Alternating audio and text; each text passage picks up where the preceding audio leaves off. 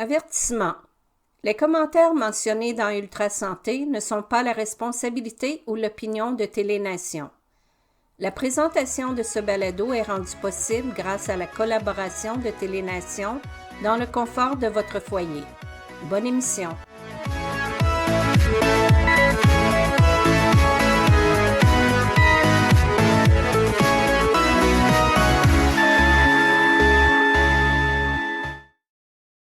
Bonjour, chers auditeurs, et bienvenue à cette capsule où nous discutons aujourd'hui de la garde en établissement et de la loi P38 sur la protection des personnes dont l'état mental présente un danger pour elles-mêmes ou pour autrui, avec M. Jean-François Plouffe, chargé de dossier et de communication à Action Autonomie. Bonjour, Jean-François. Merci d'être avec nous.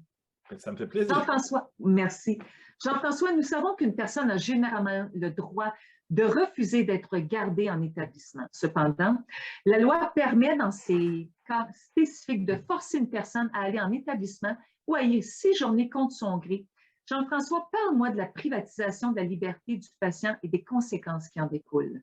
Bien, c'est ça. Alors, tout le monde, tout le temps, a droit de faire ce qu'il veut. Ça, c'est le principe général de la vie en société, à l'intérieur, évidemment, du respect des lois. Les seules personnes qui peuvent priver une personne de sa liberté, les seuls intervenants sociaux là, qui peuvent faire ça légitimement, ce sont les policiers quand ils procèdent à l'arrestation d'une personne, ou ce sont les juges quand ils condamnent une personne qui a commis un acte criminel à une peine de prison. Ça, ce sont des privations de liberté qui sont reconnues par la loi. Les médecins, en général, n'ont pas ce droit-là, n'ont pas le droit de priver une personne de sa liberté réelle, d'aller et venir à son gré, mais ils l'ont dans ce cas exceptionnel de la loi sur la protection des personnes dont l'état mental présente un danger pour elles-mêmes ou pour autrui. Et c'est donc ça qui est important de retenir dans un premier temps, c'est que c'est une loi qui ne devrait être utilisée, c'est une procédure à laquelle on devrait avoir recours rarement et de façon exceptionnelle. Ce que nous, on constate, c'est que depuis l'entrée en vigueur de cette loi-là en 1998 jusqu'à aujourd'hui, il y a eu, en fait, en 2014, qui est la dernière année pour laquelle on a vraiment des statistiques, on a passé de 1500 à 3000 requêtes. Pour la loi P38.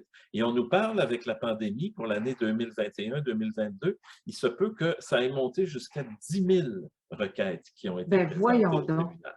Donc, il y a une espèce, encore une fois, de routine qui s'est installée dans le milieu médical. Parce que c'est certain que la société où les personnes ne sont pas 2, puis 3, puis 5 fois plus dangereuses aujourd'hui qu'elles l'étaient en 1998. Et ça, on le sait par différentes considérations. Là, quand on regarde établissement par établissement, on se rend compte que la hausse n'est pas constante partout. Donc, il y a d'autres facteurs, notamment l'aspect pratique de la chose, l'aspect d'avoir la personne à côté, à portée de main pendant un certain temps pour pouvoir lui faire prendre, lui administrer une médication, souvent sans son consentement, parfois même à son insu, et de façon donc à faire en sorte qu'elle puisse par la suite retourner dans la société, mais médicamentée, donc avec, dans plusieurs cas, des substances qui vont lui faire perdre le goût de la vie, finalement, et qui vont la mettre dans une espèce d'état d'abrutissement duquel il est très, très difficile de se sortir. Puis comme la personne n'est pas associée à son traitement, elle va parfois être portée à l'abandonner sans en parler, et là, toutes sortes d'autres problèmes vont entraîner. Donc, ce qu'il faut retenir de cette loi-là, c'est qu'elle a été conçue pour être une loi d'exception, et c'est pour ça que son application est complexe. C'est pour ça qu'il y a des délais qui sont très, très précis, que les hôpitaux doivent respecter, qu'ils ont de la difficulté à respecter. Et ils demandent donc des assouplissements à la loi. Depuis plusieurs années, les établissements de santé demandent ça, alors que nous, on dit, ben, de toute façon, vous ne l'appliquez pas pour la bonne, vous l'appliquez généralement pas pour les bonnes raisons, cette loi-là. Donc, il n'est pas question d'assouplir ça de façon à ce que vous puissiez l'appliquer encore plus mal et à encore plus de gens. Donc, Nous, on est vraiment tenants du fait du statu quo par rapport à ça. On reconnaît que c'est une loi qui peut être requise dans certains cas. C'est vrai que l'état mental d'une personne peut, dans certains cas, représenter un danger pour elle-même ou Oui, pour autrui, mais ce sont des cas qui sont exceptionnels. On le sait, il y a une très faible minorité des actes criminels qui sont posés par des personnes qui ont un diagnostic en psychiatrie. Donc, la plupart des actes criminels sont posés par des gens qui sont considérés comme parfaitement sains d'esprit. Mais ces gens-là, on les enferme pas. Mais ce ne sont pas ces gens-là qu'on enferme à l'hôpital. Donc, il faut retenir que le seul critère qui permet de retenir une personne à l'hôpital, c'est celui de sa dangerosité. Et s'il n'y a pas de danger, la personne doit être libérée immédiatement. Il y a toute la question du danger pour elle-même, les fameuses idéations suicidaires. Les oui, gens se font demander, dans le cadre de leur évaluation, est-ce que tu as déjà eu des idées suicidaires? la fameuse Et question. voilà. Et qui d'entre nous n'a pas, à un moment donné ou à un autre, eu une idée comme ça d'une idéation suicidaire? Fait que beaucoup de gens, par transparence, disent oui, j'ai déjà eu ce genre de Oui. pensée-là. Et ça, c'est suffisant. Le fait de dire ça, surtout si c'est des choses qui se sont passées récemment, c'est suffisant pour garder la personne en établissement pendant un mois, sans son consentement. Nous, on pense en général qu'une personne qui a des idées suicidaires, la dernière chose à faire avec elle, c'est de lui imposer des contraintes de ce type-là Absolument. et de la garder de force dans un des endroits les plus déprimants qu'il n'y a pas sur la Terre, c'est-à-dire une unité de soins en Oui. psychiatrie, et surtout de la garder là sans son consentement et malgré son refus. La personne, en tout cas, je parle pour moi, si une chose comme ça m'arrivait, probablement qu'en sortant de là, je dirais, il n'y a vraiment personne qui me comprend sur la Terre. Moi, j'allais chercher de l'aide en psychiatrie et en santé mentale dans un hôpital. On m'a complètement privé de tout ce qui m'intéressait dans la vie pendant un mois. Peut-être que finalement, ce monde-là, il n'est pas fait pour moi. Là, tu sais. Donc, de notre point de vue, c'est pas ça qu'il faudrait faire avec la personne. Puis il y a plein d'autres approches qui sont connues, qui sont reconnues et qui n'impliquent pas des pertes de liberté comme ça. Mais les établissements ont toujours ce réflexe autoritaire de dire ben, on va te garder, on va te protéger contre toi-même, mais on ne t'aidera pas réellement pendant ce temps-là à régler la globalité de ta vie qui t'a peut-être amené à cet état-là, puis à ces Oui. idéations suicidaires-là. Ça ne nous intéresse pas. Ce qu'on veut, c'est de donner des médicaments qui vont, encore une fois, t'abrutir un peu et t'empêcher de passer à l'acte. Puis comme ça, tu vas arrêter de nous déranger. C'est souvent ça qui se passe. Pas dans tous les cas, encore une fois. Il y a des moments où les médicaments font effet puis aident réellement la personne, et tant mieux, parce que s'ils aidaient personne, ces médicaments-là, ça serait vraiment tragique.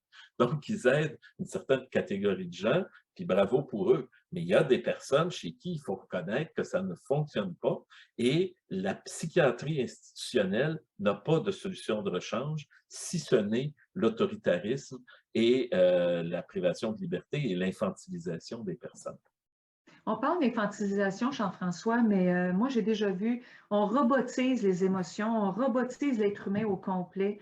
C'est comme si le matin, je faisais sur un bouton off-on, je te permets de vivre, là maintenant, il faut que tu ailles dormir, là, je te mets à off, je te remets à on le lendemain matin pour que tu ailles déjeuner. On dirait qu'on robotise l'être humain aux Oui, prises avec une santé mentale précaire. On dirait qu'on oui. robotise ses émotions. On gèle ses émotions dans un temps, là, euh, ça n'a aucun sens. Parce que comment veux-tu que cette personne-là s'en sorte? Comment veux-tu? Pourquoi pas l'amener à parler d'elle-même? Pourquoi pas l'amener à parler de son mal-être? Mais c'est aussi qu'on médicalise des réactions et des Trop? comportements qui sont parfaitement normaux. Il y a une personne en particulier, un cas qui nous est arrivé chez nous, où on avait dit Oui, à une personne, on va te passer un deuxième examen. On avait déjà subi un, on va te passer un deuxième OK, examen. La loi te permet de ne pas accepter de le passer, cet examen. OK. Et il avait dit, très bien, je ne le passerai pas. Le médecin rentre dans sa chambre, il dit, vous êtes en train de me passer un examen psychiatrique? Le médecin répond oui. Il dit, je refuse. Je ne veux pas que vous me le passiez. Vous allez aller devant le tribunal pour me forcer à le passer parce que moi, je ne veux pas le passer volontairement. Bien, le médecin ne s'est pas démonté et a basé son évaluation psychiatrique sur le fait que la personne refusait. Refusait. Et donc, il a parlé justement de syndrome oppositionnel, puis de choses comme ça, ce qui fait qu'ils ont présenté ça en cours par la suite. Le juge n'y a vu que du feu et il a eu sa garde en établissement de 30 jours. Il y a d'autres gens aussi qui sont membres chez nous, qu'on forme sur les lois en santé mentale et tout ça, sur leurs droits et tout ça, et qui s'en vont, qui parfois rechutent, se retrouvent hospitalisés et là, essayent de faire respecter leurs droits qui sont reconnus par la loi. Et là, ils expliquent au personnel soignant, vous n'avez pas le droit de faire ceci, il faut que je consente à cela, etc. Et dans leur dossier médical, c'est marqué, encore une fois, délire psychotique, syndrome oppositionnel, paranoïa, etc. Donc, on médicalise, on met des diagnostics sur des comportements qui sont tout à fait normaux. Moi, à chaque fois que ça m'arrive parfois d'aller visiter des gens dans des unités psychiatriques, puis il y a une place en particulier où elle est au 6e étage d'un certain pavillon d'un hôpital. Puis pour que l'ascenseur revienne me chercher quand j'ai terminé, il faut que le poste d'infirmière débloque l'ascenseur. Puis moi, à chaque fois, je me dis, tout d'un coup, qu'elle ne veut pas d'ouvrir l'ascenseur, puis qu'ils me disent, je ne sais pas où tu as pris ce linge-là, mais va mettre ta jaquette puis retourne dans ta chambre. Moi, j'ai aucune espèce de moyen. Personne n'a aucune espèce de moyen de se défendre à partir du moment où d'autres que lui-même ont décidé qu'il était fou. Et donc, on n'a plus aucune espèce de crédibilité. Puis, donc, c'est vraiment terrifiant, ce milieu-là, et de vivre 30 jours.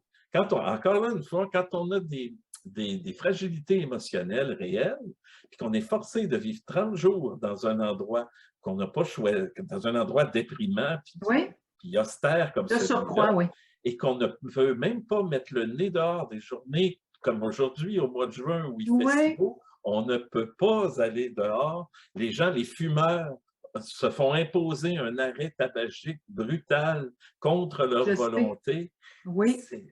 Et on leur demande de collaborer après. C'est vraiment insupportable comme situation. Et moi, je ne sais pas comment ces gens-là font pour passer au travers, parce que c'est une épreuve vraiment très, très difficile et c'est très loin, dans certains cas, en tout le moins, c'est très loin d'une prestation de soins destinée à aller mieux, à faire en sorte que la personne aille mieux dans sa vie. C'est simplement une procédure de contrôle de la personne pour faire en sorte qu'elle cesse de déranger. Donc, on ne soigne pas souvent dans les hôpitaux psychiatriques, on contrôle bien davantage qu'on soigne. Et on détruit aussi l'estime de soi. Voilà, tout à fait. J'ai connu, moi, quelqu'un, elle n'avait plus aucun contrôle sur sa personne. L'estime de soi, connaissait pas ça. Elle ne savait pas c'était quoi. Bien s'aimer, bien s'affirmer. Parce qu'à la longue, à force de se faire dire qu'on n'est pas capable de rien faire, qu'on est bon à rien, on finit par le croire. Par le croire. Oui. Alors, l'estime de soi, le fait de s'affirmer, ben, c'est pour eux, ça démontre une agressivité. Ils s'affirment un peu trop, un peu trop agressif. Mais dans le fond, Jean-François, la personne fait simplement s'affirmer, comme nous, on s'affirme dans tous les jours de notre vie. Exactement. Et ça, c'est sans parler de ce qui se passe à l'audience, encore une fois. Imagine. L'établissement va parler beaucoup de considérations médicales qui sont souvent assez éloignées de la preuve de dangerosité réelle qu'ils doivent faire. Puis l'avocat qui représente la personne, lui, ne posera pas les bonnes questions, ne va pas dire ce que vous nous avez dit là, démontrez-nous en quoi ça rend la personne dangereuse. On ne le dit pas, ça, parce que les avocats eux-mêmes sont la plupart du temps convaincus que la personne qu'ils représentent a besoin d'être contrôlée. Donc, il n'y a personne qui défend réellement la personne concernée. Elle est seule contre le juge, contre son propre avocat, puis contre l'avocat de l'hôpital en plus. Donc, elle n'a aucune chance de s'en sortir. Et de fait, 97% des requêtes en garde en établissement sont accueillies par le tribunal, au moins partiellement. Imagine. Et c'est tellement dommage. On aurait tellement avantage à tenter, pas essayer, mais tenter. Je vais prendre le mot tenter parce que c'est vraiment ça, tenter de les comprendre. Ils ont besoin de verbaliser leur mal, leur mal-être. Leur mal est tellement grand et sans cesse grandissant. Ouais. Je trouve ça dommage. Mais il y a des milieux qui ne sont pas dans le milieu hospitalier où on fait ça et où ça marche et où c'est documenté pour être efficace comme approche, ce que tu décris là. Mais Oui. dans les hôpitaux, on a décidé que ce n'était pas ça qu'on faisait. Ce qu'on fait dans les hôpitaux, c'est deux choses. C'est du diagnostic, c'est trois choses en fait. C'est du diagnostic, c'est de la médication volontaire dans le meilleur des cas ou à défaut forcé, puis c'est une forme ou une autre de privation de liberté. C'est les trois outils dont on veut disposer dans un hôpital, puis tout le reste ne nous intéresse pas beaucoup, ne nous intéresse pas souvent. Je ne sais pas que ça ne nous intéresse jamais, mais ça ne nous intéresse pas souvent. Et nous, on pense que oui, il y a des moments où il faut contraindre la liberté. Oui. Dans certains cas, c'est correct. Oui. Et c'est pour ça que la loi est là et on ne demande pas le retrait de la loi. Mais il y a bien d'autres moments où il y aurait bien d'autres choses à faire avec les gens que de les enfermer pendant un mois dans un milieu si déprimant. Parce qu'ils ont tendance à trop généraliser et à trop surmédicamenter. Voilà, tout à fait. Ces gens-là. Et de ne pas tenir compte, intérêt à les écouter. Voilà, de ne pas tenir compte de ce qu'on appelle leur globalité, c'est-à-dire de ce qui se passe dans d'autres pans de leur vie qui peut expliquer leurs problèmes émotionnels qu'ils vivent à ce moment-là. Jean-François, merci. Merci, c'est tellement intéressant. Puis, à chaque fois, tes capsules viennent me chercher. T'es grand en dedans. Vraiment, t'es une mine d'or, Jean-François. Puis, merci d'exister pour eux. Et aujourd'hui, je vais faire un petit spécial et je suis un peu émotive. Je vais dédier cette capsule-là à ma mère, qui a tellement vécu l'ostracisme, qui a tellement été incomprise dans sa vie. Toute sa vie durant, ma mère a toujours pensé aux autres, mais il n'y a jamais personne qui a pensé vraiment à elle. Et aujourd'hui, maman, je te fais un petit clin d'œil du haut du ciel et je te dédie cette capsule. Puis dis-toi, maman, que avec des Jean-François Plouffe de ce monde, des Actions Autonomie et plein de gens comme ça qui vont se greffer peut-être à Jean-François un jour ou à cet organisme qui est Action Autonomie, peut-être qu'un jour, ça va changer, les choses vont changer. Puis peut-être qu'un jour, on va peut-être un peu plus comprendre ces gens-là. En tout cas, vous avez grand intérêt, les gens qui écoutez cette capsule, vous avez grand intérêt à bien saisir leurs besoins, leur mal-être, non pas à les surmédicamenter, non pas à leur donner n'importe quel médicament, mais tenter juste de les comprendre. Ils ont besoin d'être compris et d'être entendus à leur juste valeur. Merci, Jean-François. Merci beaucoup. Merci, maman, d'avoir existé.